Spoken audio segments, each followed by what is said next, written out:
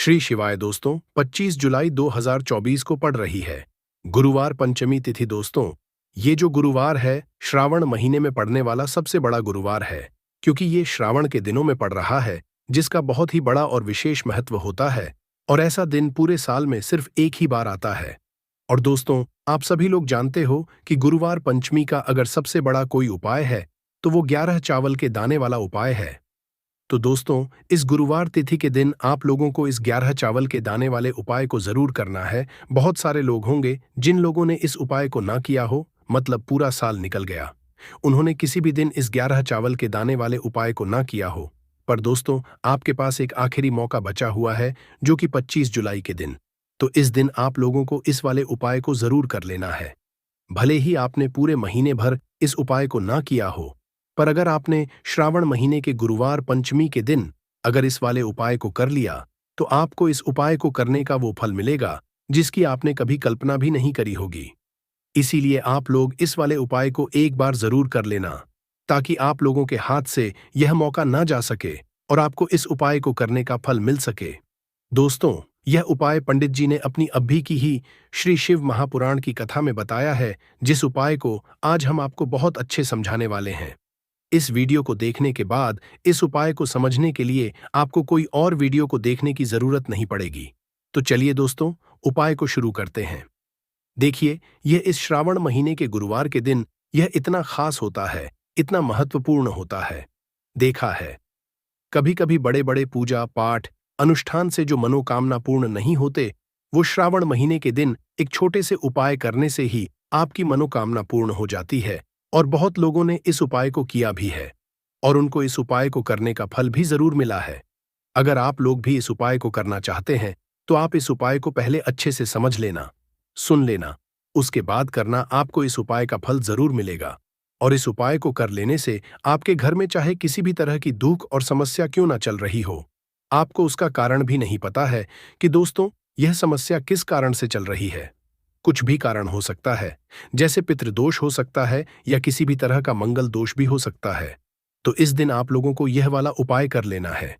यह एक ऐसा उपाय है जिस उपाय को अगर किसी विशेष दिन पर किया जाए, तो दोस्तों उस विशेष दिन का जो है वह तो हमें मिलता ही मिलता है, पर हमने उस दिन पर इस उपाय को किया है तो हमें उससे भी बड़ा फल मिलता है।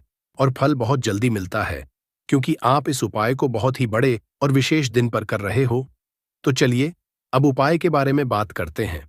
से पहले आप लोगों को यह जानना आवश्यक है कि आखिर यह उपाय किस समय करना है, किसको करना है और कैसे करना है। तो चलिए, हम आगे आपको वीडियो में एक एक करके बता देते हैं। लेकिन उससे पहले, अगर आप लोग हमारे चैनल पर पहली बार आए हैं या फिर मेरी आवाज पहली बार सुन रहे हैं, तो हमारे चैनल को सब्सक्राइब जरूर कर लेना और इस वीडियो को लाइक करके कमेंट बॉक्स में श्री शिवाय नमस्तो भयम ओम नमः शिवाय जरूर टाइप। तो दोस्तों, इस 11 चावल के दाने वाले उपाय को हमें इस गुरुवार पंचमी के दिन कैसे करना है, किसको करना है, किस समय करना है और कहां पर करना है, ये सारे सवालों के जवाब आपको इस वीडियो में मिल जाएंगे। और जो ये वीडियो देखेगा दोस्तों, उसको 11 चावल के दाने वाला उपाय जरूर करना चाहिए, क्योंकि इस दिन एक चावल के दाने का भी बहुत ही बड़ा और विशेष महत्व होता है। और जब बात आ जाए 11 चावल के दाने की, तो ये पे सुहागा वाली बात हो जाती है और ये एक बहुत ही बड़ा उपाय हो जाता है इस गुरुवार पंचमी का। तो अब दोस्तों, इस 11 चावल के दाने वाले उपाय को आखिर करना किसको है, सबसे पहले हम लोग वो बात जान लेते हैं। तो देखो, घर की जो बड़ी माताएं बहनें होती हैं, उन माताओं बहनों में से कोई भी एक बड़ी माता बहन इस वाले उपाय को कर सकती है। और दोस्तों, अगर आप चाहे तो अपने घर में से सभी सदस्यों को भी इस उपाय को करवा सकते हैं। अगर किसी की खुद की कोई मनोकामना है, खुद की कोई दुख और परेशानी है जो कि वह अपने लिए ही करना चाहता है, इस वाले उपाय को तो वह खुद अपने लिए भी कर सकता है। बाकी अगर कोई घर में से ऐसा है जो कि अपने पूरे घर परिवार की सुख और शांति के लिए ये वाला उपाय करना चाहता है, तो दोस्तों वह भी कर सकता है। उसमें भी कोई दिक्कत वाली बात नहीं है। कहने का मतलब ये है कि इस उपाय को हर एक सदस्य भी कर सकता है। और पूरे घर परिवार के सदस्य के लिए घर की बड़ी बहनों में से कोई एक माता बहन भी कर सकती है। माताएं बहनें अगर घर में उपस्थित ना हो या वो यह वाला उपाय ना कर पा रही हो, तो फिर घर का कोई बड़ा सदस्य भी इस 11 चावल के दाने वाले उपाय को कर सकता है। चाहे फिर वह पुरुष ही क्यों ना हो, उसमें कोई भी दिक्कत वाली बात नहीं है। अब दोस्तों, इस 11 चावल के दाने वाले उपाय को हमें करना कहाँ पर है? हमें इसे शिवजी के मंदिर में जाकर करना है। बहुत सारे लोग प्रश्न करते हैं, हर एक उपाय को करते समय क्या हम इस उपाय को घर पर कर सकते हैं? तो इस वाले उपाय को आप घर पर नहीं कर सकते हो। इस वाले उपाय को करने के लिए आपको शिव जी के मंदिर ही जाना पड़ेगा। उसके बाद में दोस्तों, जो अगला प्रश्न निकल कर आता है वो यह आता है इस उपाय को लेकर कि आखिर इस उपाय को हमें किस समय करना है, सुबह के समय करना है कि शाम के समय करना है? तो देखो, इस वाले उपाय को आप लोग सुबह के समय भी कर सकते हो और शाम के प्रदोष काल में भी कर सकते हो। अब अगर आप पूछो कि दोस्तों, सबसे उत्तम समय कौन सा रहेगा इस 11 चावल के दाने वाले उपाय को करने का, तो हम आपसे बस यही कहेंगे कि इस उपाय को आप सुबह के समय करेंगे तो ज्यादा बेहतर होगा। बाकी अगर प्रदोष काल शाम के समय भी करेंगे तो भी अच्छा होगा, उसमें कोई भी दिक्कत वाली बात नहीं है।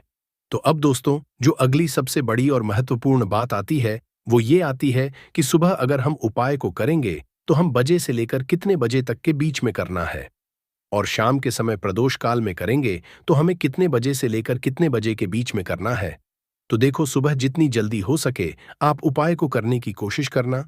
बाकी अगर किसी कारणवश लेट भी हो जाओ, थोड़ी देर भी हो जाए, तो 10 या 11 बजे तक भी आप उपाय कर लेना, पर 12 बजे से ज्यादा देरी ना हो। ठीक है, इस बात का ध्यान रखना। उसके बाद में दोस्तों, अगर शाम के समय काल की बात करें, प्रदोष काल का जो समय है होता है वो शाम के 6 बजे से शुरू हो जाता है। मतलब शाम के 6 बजे से लेकर 7 बजे के बीच का जो समय होता है, ये समय प्रदोष काल का समय होता है। पर अभी जो मौसम चल रहा है, इस मौसम में जो है शाम बहुत देरी से होती है, तो आप इस उपाय को 7 या 8 बजे के बीच में भी कर सकते हो। मतलब शाम के 6 बजे से रात 8 बजे के बीच में आप कभी भी इस वाले उपाय को कर हो, उसमें कोई भी दिक्कत वाली बात नहीं है। अब दोस्तों, यहाँ पर इस उपाय को लेकर एक और सबसे बड़ी बात ये निकल कर आती है कि इस 11 चावल के दानों को हमें लेना कहाँ से होता है, और हमें इस उपाय को करने के साथ में क्या और कुछ भी सामग्री ऐसी होती है जो शिवजी के मंदिर लेकर जानी है। तो देखो, यहाँ पर हम आपको बता दें, सबसे पहले आप लोग ये जान लो कि ये जो 11 चावल के दाने वाला उपाय है, और सिर्फ आप उपाय की सामग्री लेकर कभी भी शिवजी के मंदिर मत जाना, क्योंकि हमें भगवान के सामने यह नहीं दर्शाना है कि अगर हम भगवान शिवजी के मंदिर आए हैं तो अपने फायदे के लिए आए हैं। तो इसलिए जो भी पूजन सामग्री है, उपाय सामग्री है 11 चावल के दाने, इसके साथ में आपको पूजन सामग्री भी जरूर लेकर जाना है। देखो, अगर सुबह के समय उपाय कर रहे हो तो सीधी सी बात है, 1 लोटा जल तो आप लेकर जाओगे ही जाओगे। वह 1 लोटा जल अगर मिट्टी का जल हो तो बहुत अच्छा रहेगा। मिट्टी का जल कैसे बनाया जाता है, इसके लिए हमने पहले से बहुत सारी वीडियोस बना दी है। आपके पास इस दिन एक आखिरी मौका रहेगा मिट्टी का जल शिवजी पर चढ़ाने का और उपाय को करने का। बहुत बड़ा आपको इस दिन फल मिलेगा, तो इसलिए इस दिन हो सके तो दोस्तों मिट्टी का जल चढ़ाना, तो अपने साथ में कम से कम 1 लोटा जल तो आपको लेकर जाना ही जाना है। मिट्टी का जल नहीं है तो घर का जल भी आप इस्तेमाल कर सकते हो। इसके अलावा जो भी पूजन सामग्री है, देखो 11 चावल के दाने ये अलग आपके रहेंगे, और जो आपकी पूजन सामग्री रहेगी वो अलग रहेगी। पूजन सामग्री में आप जो भी चीज लेकर जाना चाहे वो लेकर जा सकते हैं, उसमें कोई भी दिक्कत वाली बात नहीं है। वहीं अगर हम बात करें शाम के समय की, तो शाम के समय शिवजी पर जल नहीं चढ़ता है। इसीलिए शाम के समय आप लोग एक दीपक तैयार कर लें, जो कि गोलबत्ती का आटे का शुद्ध देसी गाय का घी का होगा। इस बात का आप लोगों को ध्यान रखना है, और इस दीपक को आपको घर से जलाकर नहीं लेकर जाना है, भगवान शिव जी के मंदिर में जाकर ही जलाना है। इस बात का भी आप लोगों को ध्यान रखना है। अब दोस्तों, यहाँ पर हमें इस बात को समझना है कि यह 11 चावल के दाने हमें लेना कहाँ से है। क्या हमें दुकान से लेकर आना है, या हमें अपने घर से लेना है, या कहाँ से लेकर आना है, और कौन से चावल लेना है, क्योंकि चावल भी बहुत तरह के होते हैं। तो देखो, इन सब सवालों के जवाब आप लोग एक बात में सुन लो कि दोस्तों, ये जो उपाय है, इस उपाय में आपको ये नहीं देखना है कि दोस्तों कौन से चावल है, कौन से चावल नहीं है। बस जो भी चावल ले रहे हो वो चावल का दाना सबूत होना चाहिए, मतलब साबुत होना चाहिए, टूटा हुआ नहीं होना चाहिए, कटा पीटा नहीं होना चाहिए। ये बात आपको ध्यान रखना है। बाकी आपका चावल बासमती हो या सादा चावल हो या कोई सा भी चावल हो, उसमें कोई भी बात नहीं है। तो सीधी सी बात है कि आपके घर के रसोई घर में जहां पर आप भोजन बनाते हो, वहां पर जो भी चावल आपके उपस्थित हो, उन चावलों में से अपनी एक कटोरी भर लेना या एक मुट्ठी चावल अलग से निकाल कर रख लेना। क्योंकि हम 11 चावल ही यहाँ पर इस उपाय में लेने वाले हैं, तो हमें यह चावल के दाने गिनकर निकालने पर डटेंगे। इस बात का आप लोगों को ध्यान रखना है। तो अपने उस चावल की कटोरी में से या चावल में से 11 ऐसे चावल के आप लोग निकाल लो जो कि टूटे हुए ना हो, कटे पिटे ना हो, जिनमें कोई दाग ना लगा हुआ हो। अच्छे साबुत चावल के दाने 11 दाने आप लोग निकाल कर रख लो और इन्हें किसी भी एक कागज की पुड़िया में या किसी एक छोटी सी कटोरी में आप लोग रख लो, ताकि यह सुरक्षित रहे। आपके एक भी चावल का दाना इधर उधर ना हो और आपका उपाय भी पूरा अच्छे से हो जाए। तो दोस्तों, जैसे ही आपका उपाय की जो सामग्री है, 11 चावल के दाने ये तैयार हो जाते हैं, उसके बाद में आपको जो भी अपनी पूजन सामग्री है, सुबह के समय कर रहे हो तो एक लोटा जल या पूजन सामग्री जो लेकर जाना चाहो उसकी भी तैयारी कर लेना। और शाम के समय जा रहे हो तो दोस्तों अपना जो दीपक है उसे तैयार कर लेना। ठीक है। और उपाय को करते समय शुद्धता का विशेष रूप से ध्यान रखना। ठीक है। सुबह सुबह स्नान करने के बाद ही उपाय को करने की आप लोग तैयारी करना। उसके बाद अगर शाम के समय की बात करें तो शाम के समय स्नान करने की जरूरत नहीं है, पर शुद्धता का ध्यान रखना है। आपको स्नान तो नहीं करेंगे, आप हाथ मुंह धोकर भी इस वाले उपाय को शाम के समय प्रदोष काल में कर सकते हैं। इसमें कोई दिक्कत वाली बात नहीं है। तो आप अपने उपाय की पूरी सामग्री तैयार करके आपके पास ही में जो आपका शिव मंदिर हो वहां पर पहुंच जाइए। सबसे पहले शिव मंदिर में जाकर आप लोगों को उपाय नहीं करना है, पहले भगवान के दर्शन करना है, भगवान से आशीर्वाद हासिल करना है, फिर शिवजी के शिवलिंग के पास में आना है। शिवलिंग के पास में के बाद आप जो पूजन सामग्री लेकर आए हुए हैं, जैसे कि सुबह गए हुए होंगे तो एक लोटा जल और जो भी पूजन सामग्री लेकर आए हैं, आप उनसे भगवान शिवाजी की पूजन कीजिए। सबसे पहले तो एक लोटा जल ही चढ़ेगा, उसके बाद में आपकी पूजन सामग्री चढ़ेगी। उसके बाद में अगर दोस्तों शाम के समय अगर आप इस उपाय को कर रहे हो तो अपने साथ में कम से कम एक जो दीपक है, गोल बाती का जो आप अपने साथ में लेकर गए हो, उस दीपक मंदिर में जाकर अपनी माचिस से जलाना है और उस दीपक को शिवलिंग के पास में रखना है। ठीक है। इस दीपक को रखने के बाद ही आप लोगों को अपना ये वाला उपाय शुरू करना है और दीपक को ज्यादा पास में मत रखना। वैसे भी गर्मी पड़ रही है, भगवान शिवाजी को आंच नहीं लगनी चाहिए। तो दोस्तों, जैसे ही आपकी पूजा अर्चना हो जाती है, आप भगवान शिवाजी को प्रसन्न कर लेते हैं, उसके बाद में शिवलिंग के पास ही आप कहीं पर बैठ जाइए, सामने या आसपास जिस जगह आपको बैठना हो वहां पर बैठ जाइए और अपने वह 11 चावल के दाने अपने सामने निकाल कर रख लीजिए। क्योंकि अब यहाँ पर उपाय को यहाँ पर करने की आपको तैयारी करना है। और इस तरीके से जब आप उपाय करेंगे, पूजन सामग्री करने के बाद, पूजन अर्चना करने के बाद, तो आपको उपाय का फल बहुत जल्दी और बहुत बड़ा होकर मिलेगा। तो अपने 11 चावल के दाने अपने सामने निकाल कर रख लेना। और यह जो उपाय है, यह आपकी सीधे हाथ की हथेली से होगा, इसलिए इस बात का भी विशेष रूप से ध्यान रखना है। तो हाथ की हथेली का उपाय करके ही आप लोग अपना इस वाले उपाय को अपने सामने जो भी आपकी कागज की पुड्डियां हैं उसको खोल कर रख लो, या कटोरी है तो दोस्तों उसे अपने सामने रख लो और अपने वह 11 चावल के दाने निकाल लो। ठीक है। उसके बाद में दोस्तों अब आपको क्या करना है कि शिवलिंग आपके सामने होगी तो आपने वह 11 चावल के दाने एक एक करके आपको शिवाजी के शिवलिंग के ऊपर चढ़ाना है। कहां पर चढ़ाना है? शिवलिंग के ऊपर चढ़ाना है और कहीं नहीं चढ़ाना है। आपको अपने हथेली से तो शिवलिंग के ऊपर चढ़ना है, भले ही फिर वो अपने आप जलाधारी पर गिर जाए या मतलब वहीं पर गिर जाए, उसमें कोई दिक्कत वाली बात नहीं है, पर आप चढ़ाओ शिवलिंग के ऊपर ही। तो आपको क्या करना है, अपना पहला चावल का दाना उठाना है, श्री शिवाय नमस्तु बोलना है और शिवलिंग पर चढ़ा देना है। इसी तरीके से दूसरा चावल का दाना उठा है, शिवलिंग पर चढ़ाना है और मंत्र बोल देना है। और फिर तीसरा चावल का दाना उठाना है, श्री शिवाय बोलना है और चढ़ा देना है। इसी तरह से आपको पूरे 11 चावल के दाने एक एक करके शिवाजी के शिवलिंग के ऊपर चढ़ाना है और भगवान से प्रार्थना करते जाना है। मतलब प्रार्थना तो आपको आखिरी में करना है, पर हर एक चावल के दाने को चढ़ाते समय श्री शिवाय नमोस्तु भी हम जरूर बोलना है। उसके बाद ही में ये चावल का दाना शिवलिंग के ऊपर आपको चढ़ाना है। जैसे ही आपके 11 चावल के दाने शिवलिंग के ऊपर जाते हैं तो दोस्तों उसके बाद में आपको क्या करना है, भगवान से अपनी मनोकामना बोलना है। मनोकामना भी कब बोलना है? जब आपका 11 चावल का दाना आपके सीधे हाथ की हथेली में हो और आप उसे चढ़ाने के लिए जा रहे हो। श्री शिवाय नमस्तुभ्यम बोलकर उस आखिरी चावल के दाने को शिवलिंग के ऊपर चढ़ा देना और भगवान से फिर अपनी वह मनोकामना बोल देना, जिस मनोकामना के लिए आप लोग अपना यह वाला उपाय कर रहे हो, जिस भी दुख और परेशानी के लिए आप लोग अपना यह वाला उपाय कर रहे हो, उसके बाद ऐसे ही आप अपनी मनोकामना बोल देते हो, आपका यह वाला उपाय पूरा हो जाता है। पर दोस्तों, उपाय को करने के बाद आप लोगों को 2 मिनट भगवान शिवाजी के मंत्र का जाप जरूर करना है और मंत्र का जाप करने के बाद भगवान से एक और बार प्रार्थना करना है अपनी मनोकामना के लिए या अपनी जो भी दुख और परेशानी है उसके लिए। इसके बाद में आप लोग भगवान को देखकर भगवान से प्रार्थना करके उनसे आशीर्वाद लेकर वहां से उठ सकते हैं और अपने घर पर जा सकते हैं। बस दोस्तों, यहां पर यह वाला उपाय पूरा हो जाता है। इस तरीके से जो भी व्यक्ति छोटी छोटी चीजों का ध्यान रखते हुए इस 11 चावल के दाने वाले उपाय को करेगा, निश्चित सी बात है उसे उसकी मनोकामना जल्द ही पूर्ण होगी और जो भी दुख और परेशानी है वो भी बहुत ही जल्दी दूर होंगे। मां लक्ष्मी जरूर लिखें।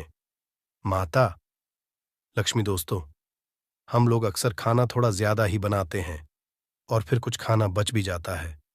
सब्जी या ग्रेवी अक्सर खत्म हो जाती है और केवल रोटी बच जाती है।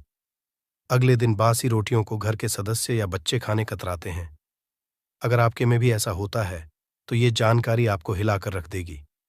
अगर आप भी ऐसी रोटी खाते हैं तो आपको मालामाल होने से कोई भी नहीं रोक सकता। इसी के साथ ही इस वीडियो में हम जानेंगे कुछ ऐसी गलतियों के बारे में जो अगर आपके घर में भी महिलाएं करती हैं तो आज ही बंद कर दें, वरना पूरा घर हो जाएगा नष्ट। तो पूरी जानकारी के लिए इस वीडियो को अंत तक जरूर देखिएगा। दोस्तों, रसोई घर में ये गलती कभी भी नहीं करनी चाहिए।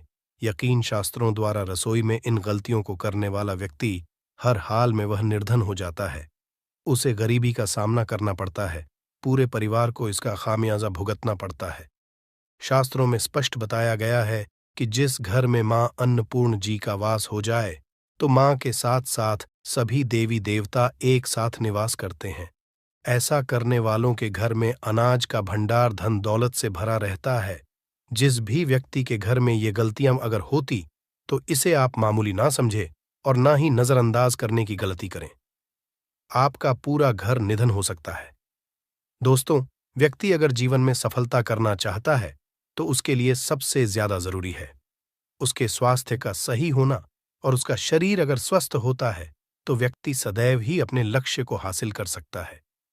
ऐसे में शास्त्रों के अनुसार अगर आपका रसोई घर अच्छा है, उसमें ये गलती नहीं होती है, तो मां अन्नपूर्णा आपसे प्रसन्न हो जाती है, आपको मालामाल कर देती है। तो चलिए जानते हैं कौन सी है वो गलतियां हैं, परंतु उससे पहले दोस्तों आपसे रिक्वेस्ट है कि वीडियो को लाइक करें, अपने दोस्तों के साथ शेयर करें, और अगर आपने अभी तक चैनल को सब्सक्राइब नहीं किया तो सब्सक्राइब करके बेल आइकॉन जरूर प्रेस करें। दोस्तों, नंबर 1, महिलाएं ऐसी होती हैं जो खाना बनाने से पहले स्नान नहीं करती, हाथ पांव नहीं धोती।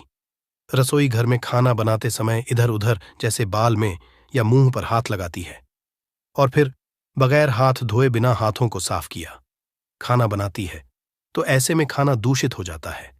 इस तरह का खाना खाने पर घर परिवार में बीमारी आती है। माता अन्नपूर्णा जी नाराज हो जाती हैं।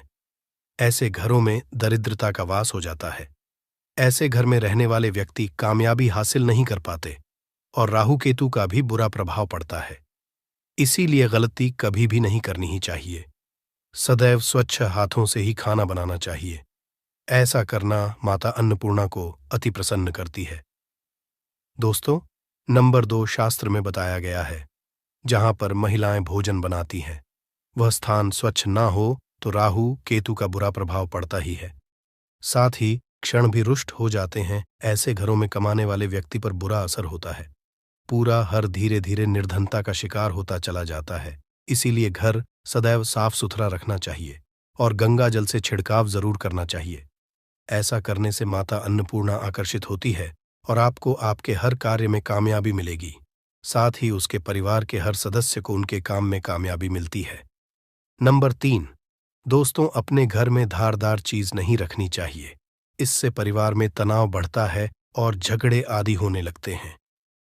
ऐसे में रसोई घर में एक या दो से ज्यादा चाकू छुरी नहीं रखने चाहिए, ऐसे जिसका आप उपाय नहीं करते हैं, परंतु आपने अब तक रसोई घर में उसे रखा हुआ है, तो ऐसे ही बेकार परिधारदार वस्तुओं को तुरंत ही बाहर कर देना, क्योंकि ऐसी चीजें घर में रखने से नकारात्मकता आकर्षित होती है। इससे काफी बुरा प्रभाव पड़ता है। नंबर 4, रसोई घर के सामने जूते, चप्पल, झाड़ू, पोछा कभी भी नहीं रखना चाहिए। इससे माता अन्नपूर्णा नाराज होती है और पूरे घर को गरीबी का सामना करना पड़ता है। इसे पाप भी समझा जाता है। इसीलिए आपको कभी भी चप्पल, जूते या झाड़ू, पोछा घर के सामने नहीं रखनी चाहिए, क्योंकि इससे घोर अनर्थ हो सकता है और माता नाराज हो सकती है। नंबर 5, रसोई घर में खाना बनाते समय में महिलाओं को भोजन झूठा नहीं करना चाहिए। ऐसा करने मां अन्नपूर्णा जी का पूर्ण अपमान होता है। इससे घर में दरिद्रता का वास हो जाता है और माता लक्ष्मी भी घर से रूठकर चली जाती है। बहुत सी महिलाएं खाना बनाते समय खाने में नमक या मसाले चेक करने के लिए भी खाने लगती है। ऐसा नहीं करना, शुभता का ख्याल रखें और खाना बनाते समय पूरे खाने को कभी भी झूठा न करें, क्योंकि ऐसे में उनका अपमान समझा जाता है। घर की सुख शांति भंग हो जाती है। इसीलिए अगर आप खाना बनाएं तो सबसे पहले आप खाने को थोड़ा कहीं पर चढ़ा दें, थोड़ा सा किसी को खिला दें, तब भी आप भोजन छक सकते हैं। नंबर 6, अगर बार बार आपके भोजन में बाल निकल आते हैं, इसे आप मामूली ना समझें। ऐसा समझा जाता है कि खाने में बार बार बाल आना राहु केतु का बुरा प्रभाव होता है। ऐसा घर सदैव निधन का निधन ही रहता है। खाने में कभी भी बाल नहीं आना चाहिए, क्योंकि यह मां अन्नपूर्णा का सबसे बड़ा अपमान समझा जाता है। ये घोर अनर्थ समझा जाता है। ऐसे में शुद्धता भी भंग हो जाती है और परिवार को भयंकर बीमारियों का सामना करना पड़ सकता है। ये भूल कर भी ना करें और खाना बनाते समय सदैव औरतों को अपने बाल बांधकर ही खाना बनाना चाहिए। दोस्त, वास्तुशास्त्र के अनुसार कुछ वस्तुएं ऐसी हैं जो रसोई घर में बिल्कुल भी नहीं रखनी चाहिए। इन्हें रखने से परेशानियों में वृद्धि भी होने लगती है। नंबर 1, शीशा घर को सुंदर रखने के लिए कुछ लोग किचन में शीशा लगा देते हैं, परंतु शास्त्र की माने तो रसोई घर में शीशे का उपाय नहीं करना चाहिए। ऐसा इसलिए कि क्योंकि किचन में चूल्हा अग्निदेव का सूचक समझा जाता है। अगर शीशे में अग्नि का प्रतिबिंब दिख जाता है तो घर में अशुभ समझा जाता है। इसके कारण घर में कलह क्लेश बढ़ाने लगते हैं। इसी के साथ साथ घर की आर्थिक स्थिति भी बिगड़ने लगती है, तो यह गलती आप ना करें। नंबर 2, गुंथा हुआ आटा। कई बार महिलाएं किचन में रोटी बनाने को गुंथा हुआ आटा या बचा हुआ आटा फ्रिज में छोड़ देती हैं और सुबह उसी का उपाय रोटी बनाने के लिए करती है। वास्तु के अनुसार ये सही नहीं होता। रसोई घर में गूंथा हुआ आटा रखने से शनि और राहु का नकारात्मक प्रभाव पड़ने लगता है। इसी का से जीवन में अनेक तरह की समस्याएं होने लगती हैं। नंबर 3, टूटे कई तरह के बर्तन उपाय होते हैं। टूटे हुए बर्तन ना रखें। रसोई घर में कुछ बर्तन ज्यादा उपाय होने के पश्चात टूट जाते हैं, परंतु कई बार कुछ हद तक टूटे हुए बर्तन का उपाय करते ही रहते हैं। वास्तु के मुताबिक ये नहीं समझा जाता। रसोई घर में कभी भी टूटे फूटे बर्तनों का उपाय नहीं करना चाहिए। इससे परिवार के सदस्यों के बीच मतभेद में वृद्धि होने लगती है। चलिए अब करते हैं कि बासी रोटी खाना आपके लिए कैसा है। दोस्तों, खाना जब भी बासी हो जाता है तो हम उसे फेंक देते हैं। शायद आपने कभी भी नहीं सोचा होगा कि बासी खाना भी आपके लिए अच्छा हो सकता है। ऐसे में जाने बासी रोटी आपके स्वास्थ्य और भाग्य पर क्या असर डालती है, जिसे जानकर आप चौंक जाएंगे। दोस्तों, आपको बता दें कि बासी रोटी पाचन तंत्र के लिए चमत्कार से कम नहीं है।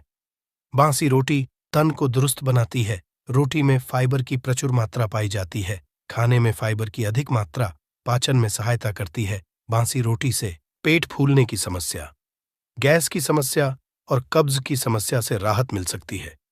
इसीलिए दोस्तों, बासी रोटी आपके लिए वरदान है। इसका उपयोग करें। वहीं अगर शास्त्रों की माने तो भोजन वैसे तो ताज़ा ही खाना चाहिए, परंतु जब तक भोजन खाने लायक है, खराब ना हुआ हो, तो उसे कभी फेंकना नहीं चाहिए, क्योंकि यह भोजन का अपमान है। ऐसे में जो व्यक्ति बासी भोजन को फेंकता नहीं है और उसे ग्रहण करके सम्मान देता है, तो ऐसे व्यक्ति पर मां अन्नपूर्णा सदैव प्रसन्न रहती है।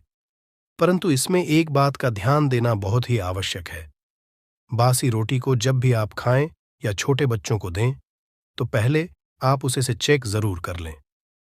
अगर बासी रोटी में से रेशियो निकल रही है, तो आपके बच्चे की जान जा सकती है या आप बीमार भी पड़ सकते हैं। बासी रोटी भले ही किसी चमत्कार से कम ना हो, परंतु लंबे समय तक बासी रोटी घर में रखना जहर के समान मानी जाती है। इसीलिए रेशियो वाली रोटी कभी भी ना खाएं। अब दोस्तों, आपको पूज्य गुरुजी द्वारा बताया गया उपाय बताने जा रहे हैं। प्रभावशाली चमत्कारिक उपाय है जो कि आपकी किस्मत को चमका देंगे। आपको लाभ शुरू करते हैं दोस्तों। परंपरा में गाय, गंगा और गायत्री का बहुत ज्यादा धार्मिक महत्व है। मान्यता है गौ माता के शरीर पर 33 कोटि देवी देवताओं का वास होता है। गौ माता की पूजा करने वाले जातक पर इन सभी देवी देवताओं की कृपा बरसती है। गौ सेवा से न केवल इस जन्म के बल्कि पूर्व के भी दोष दूर हो जाते हैं। हर एक सुबह जब आपके घर में भोजन बनाना प्रारंभ हो, तो सबसे पहले बनाई गई रोटी को आप गौ माता के नाम से निकाल दें और भोजन कर पूर्व गौ माता को इस रोटी को खिलाएं।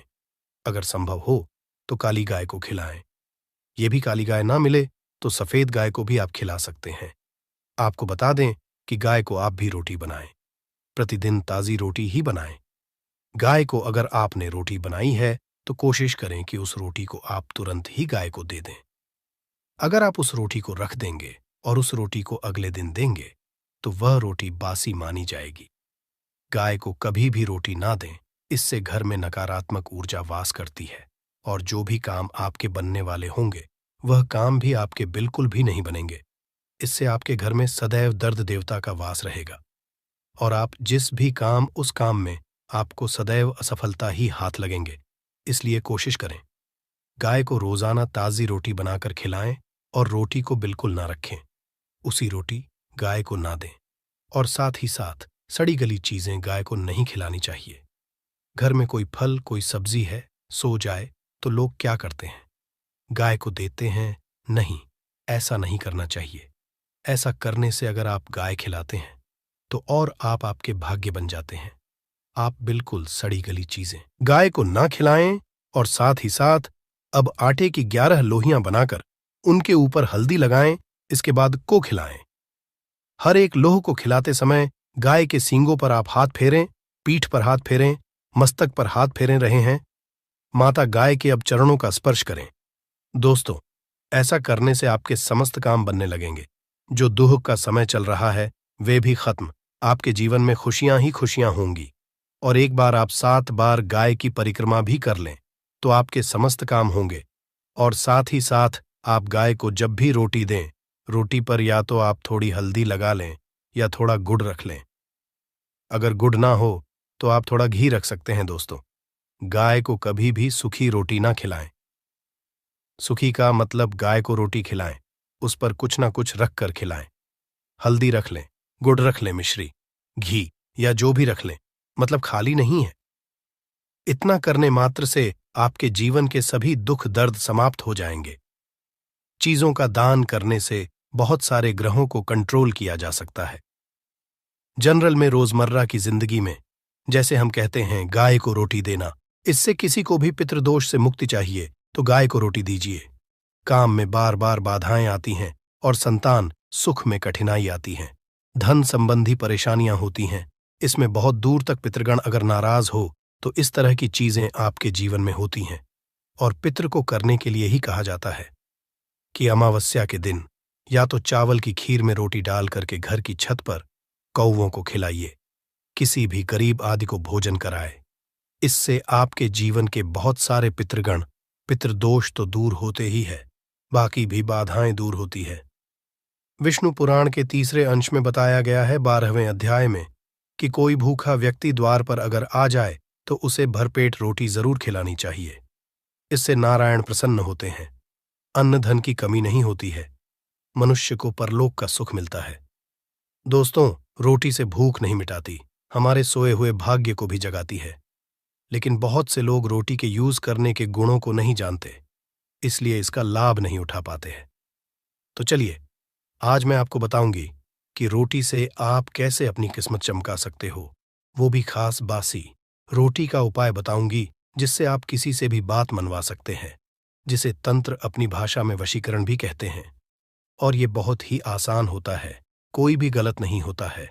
बस इसमें ये बात करते हैं कि किस तरह से आप सही तरीके से अपने पति या पत्नी को जो रूठ गए हैं, मान नहीं रहे हैं, इस तरह से आप उनको बना करके वापस ला सकते हैं। सबसे पहले ग्रह दोषों की बात करेंगे तो शनि, राहु और केतु को पाप ग्रह कहते हैं और इनकी दशा से प्रायः हर तीसरा व्यक्ति पीड़ित है। और इन तीनों अशुभ फलदायी ग्रहों को एक साथ अगर आप अनुकूल बना करके चलना चाहते हैं तो सबसे आसान तरीका है रोटी में सरसों तेल लगाकर काले कुत्ते को शनिवार के दिन खिलाइए। रोज खिला सकते हैं तो बहुत ही अच्छा है। काले कुत्ते हैं तो 2 रंग का या दूसरे रंग के भी कुत्ते को खिला सकते हैं। ये सभी चीजें ग्रह दोष आपके जीवन से दूर होती हैं। नजर दोष हो, किसी ने कुछ किया, धरा हो, किसी ने बांध दिया हो, भूत प्रेत आदि का साया पड़ा हो, जो भी मानते हैं ये अननेचुरल चीजों में, वो सभी को केतु ग्रह से संबंधित समझा जाता है। और कुत्ते को भी क्या मानते हैं, हम केतु ग्रह से संबंधित होता है। इस कारण अगर आप कुत्ता को रोटी खिलाते हैं तो आपके ये सभी तरह के ग्रह दोष दूर करने में सहायक समझा गया है। आप देखते होंगे घर में जभी भी छोटा बच्चा रोता है और आपको लगता है कि उसको नजर लग गई, ठीक से खाना नहीं खा रहा है, तो भी आपको रोटी का उपाय करना चाहिए। कहते हैं कि एक रोटी ले लीजिए और उस पर एक गुड़ का टुकड़ा रख दीजिए। इससे लपेट करके बच्चे के ऊपर से 3 बार आपको घड़ी की उल्टी दिशा में घुसमजा है और रोटी को गुड़ सहित आपको किसी कुत्ता को खिला देना चाहिए। आग बच्चा बिल्कुल चुटकियों में बहुत चेंजेस आ जाते हैं। और नहीं तो 2-3 बार कीजिए, उपाय अपने आप बच्चा ठीक होने लगता है। ये उपाय आपको आगे मैं जो बताऊंगी ये जरूर करना चाहिए। आप देखेंगे किस तरह से ये एक रोटी आपके जीवन से समस्याओं को जड़